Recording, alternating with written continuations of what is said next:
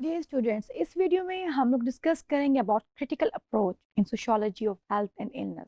तो जो concept of power है वो अंडरलाई कर रहा है इन सोशियोलॉजिकल पर्सपेक्टिव। सबसे पहले पावर क्या है? The power is the ability to get others to do what they want और what one wants. So if you talk about the critical approach in sociology of health and illness and concept of the power, हम क्या देखते हैं? Who has the power? किसके पास power है? How groups get power? Groups किस तरह से पावर लेते हैं? क्या रीजन है कि कुछ ग्रुप्स के पास ज्यादा पावर है और कुछ लोगों के पास या ग्रुप्स के पास कम पावर है? And the consequences of the power differential, जिनके पास पावर ज्यादा है उसके कॉन्सिक्वेंसेज क्या है सोसाइटी के ऊपर? When some groups have more power than the other, क्या होता है सोसाइटी में? कोई डिफरेंस आ जाता है? हेल्थ केयर सिस्टम में डिफरेंस आ जाता है? हेल्थ केयर क्वालिटी में डिफरेंस आ जाता है? किस चीज का डिफरेंस आता है? और अगर ये सिस्टम एग्जिस्ट कर रहा है तो क्यों एग्जिस्ट कर रहा है? जो सोशियोलॉजिस्ट है, सोशियोलॉजिस्ट तो वैसे बहुत स्टडी करते हैं, लेकिन जो क्रिटिकल सोशियोलॉजिस्ट है वो इस चीज को स्टडी करता है, emphasises sources and consequences of power relationship. अब सोसाइटी के अंदर जिस तरह से चल रहा है, बहुत से सोशियोलॉजिस्ट हैं वो ये नहीं देखते कि ये जो सिस्टम है, ये जो पावर डिफरेंस है, ये सोसाइटी में क्यों हो रहा है। वो इसको फॉर ग्रांटेड लेते हैं, यानी ये सिस्टम चल रहा है, चलता रहे। वो कह देते हैं जी जो आपकी मेंटल इलनेस है वो लोअर सोशो इकोनॉमिक ग्रुप में ज़्यादा है as compare to upper socio economic group.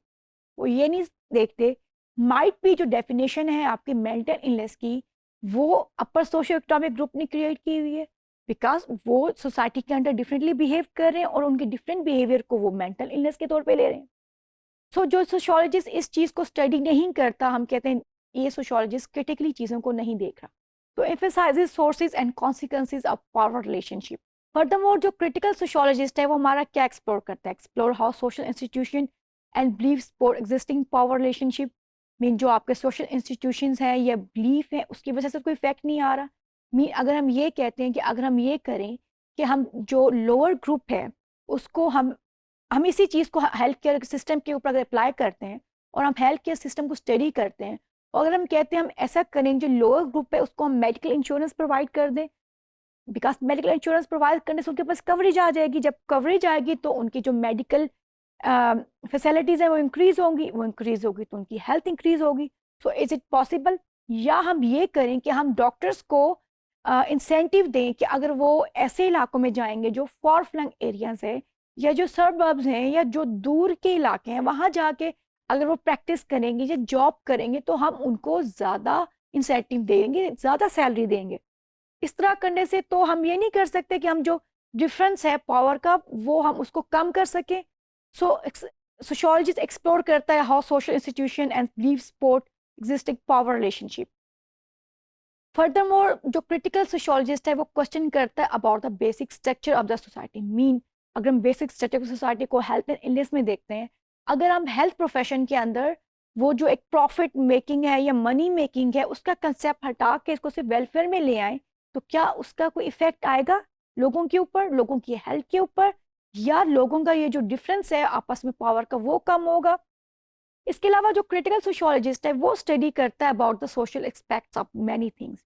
जो सोशियोलॉजिस्ट इस पर स्टडी नहीं करता about the social aspects of the thing, वो सोशियोलॉजी इन मेडिसिन में काम कर रहा होता है। यानी मीन वो सिर्फ डॉक्टर का पर्सपेक्टिव देख रहा होता है, वो पेशेंट का पर्सपेक्टिव नहीं देख रहा होता। So it sociology in medicine में वो क्या देख रहा होता है? Research question focus on what doctor think is useful. यानी जो चीज़ मेडिकल प्रोफेशन में डॉक्टर्स की नज़र में यूजफुल है वो स्टडी कर रहा है और बाकी सोशल फैक्टर्स को वो ओवरलुक कर रहा है, तो सोशियोलॉजी इन मेडिसिन में काम कर रहा है। बट अगर हम बात करते हैं उन सोशियोलॉजिस्ट की जो के सोशल फैक्टर्स को साथ रखते हैं विद अदर जो डॉक्टर की थिंग्स है उसके साथ, वो काम कर रहे थे सोशियोलॉजी ऑफ मेडिसिन में। Mean research question focus on what sociology think is useful. Mean वो जो उसके नज़दीक जो थिंग सोशल फैक्टर्स यूजफुल हैं वो उसको स्टडी करेगा, वो सोशियोलॉजी ऑफ मेडिसिन है। जब वो सोशल फैक्टर्स को स्टडी नहीं करेगा वो सोशियोलॉजी इन मेडिसिन है। तो that's a main difference between critical sociologist and the normal sociologist. कि वो सोशियोलॉजी इन मेडिसिन में प्रैक्टिस करें, काम करें, और सोशियोलॉजी ऑफ मेडिसिन में काम करें।